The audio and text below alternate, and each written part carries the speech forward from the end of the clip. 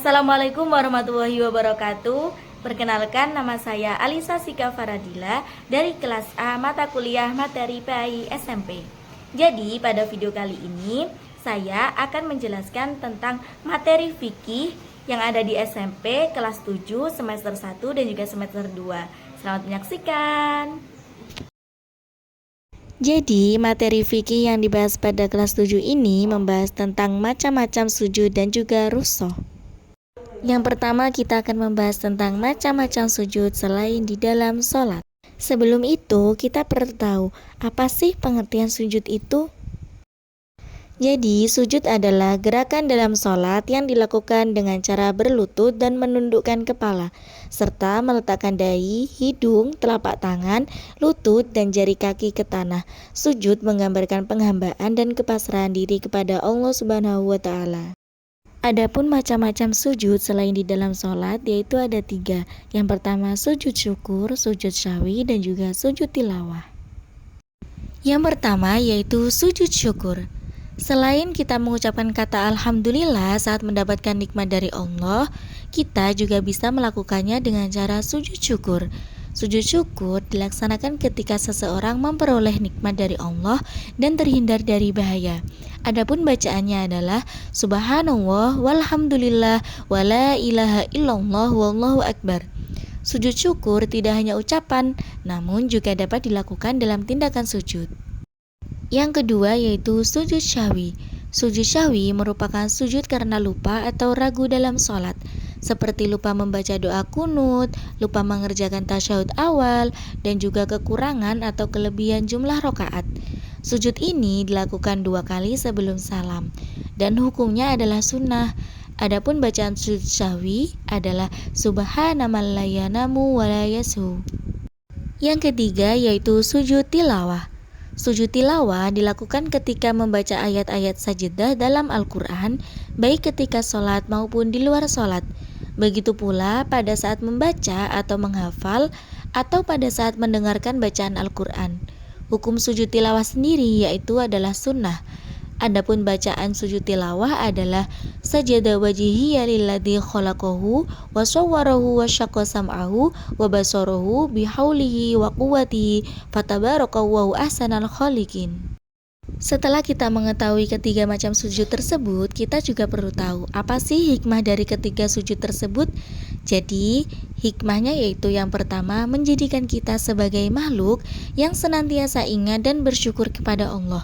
Yang kedua, menguatkan kesadaran atas diri bahwa manusia adalah makhluk yang tidak sempurna, sehingga tidak luput dari kesalahan.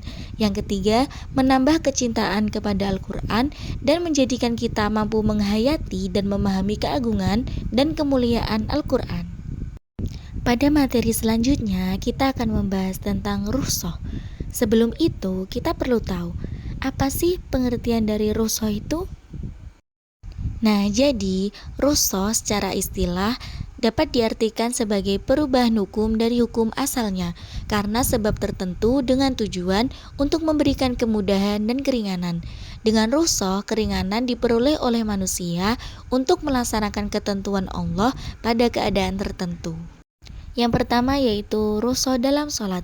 Jadi di dalam sholat juga terdapat keringanan. Di antaranya yaitu ditujukan pada orang yang sedang dalam perjalanan atau musafir.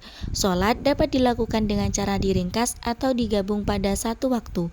Kemudahan tersebut diberikan kepada orang yang melakukan perjalanan. Yang kedua yaitu ditujukan pada orang yang sedang sakit. Pelaksanaan sholat orang sakit diberi keringanan dan juga kemudahan, seperti boleh melakukannya dengan duduk, berbaring, ataupun isyarat. Yang kedua yaitu rukhsah dalam puasa. Adapun keringanan yang diberikan oleh Allah kepada hambanya saat berpuasa diantaranya yaitu kepada orang yang sakit. Di sini adalah mereka yang berat berpuasa karena sakitnya. Yang kedua yaitu orang yang sedang dalam bepergian.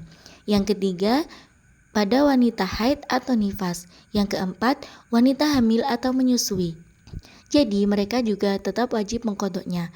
Dan yang terakhir yaitu orang tua renta yang tidak mampu menjalankan ibadah puasa, bisa digantikan dengan cara membayar fidyah.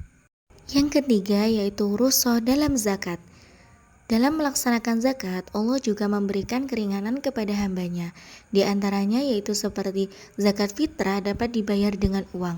Yang kedua, untuk kemudahan teknis pembayaran, seseorang dapat mewakilkan pembayaran zakat pada orang lain. Dan yang ketiga, pembayaran zakat fitrah bertujuan untuk membahagiakan fakir miskin pada saat hari raya. Namun demikian, pembayarannya bisa dilakukan beberapa hari sebelum Idul Fitri. Yang terakhir yaitu rukhsah dalam haji.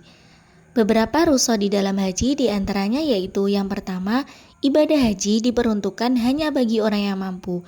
Yang kedua, haji dilaksanakan sekali seumur hidup. Yang ketiga, pelaksanaan ibadah haji boleh dikerjakan orang lain atau sebagai badal. Yang keempat, pembayaran dam boleh digantikan dengan puasa. Dan yang kelima, yaitu cara melaksanakan ibadah haji bisa dilakukan dengan cara tamatu, kiron, maupun ifrod. Cukup sekian materi yang dapat saya sampaikan. Terima kasih. Wassalamualaikum warahmatullahi wabarakatuh.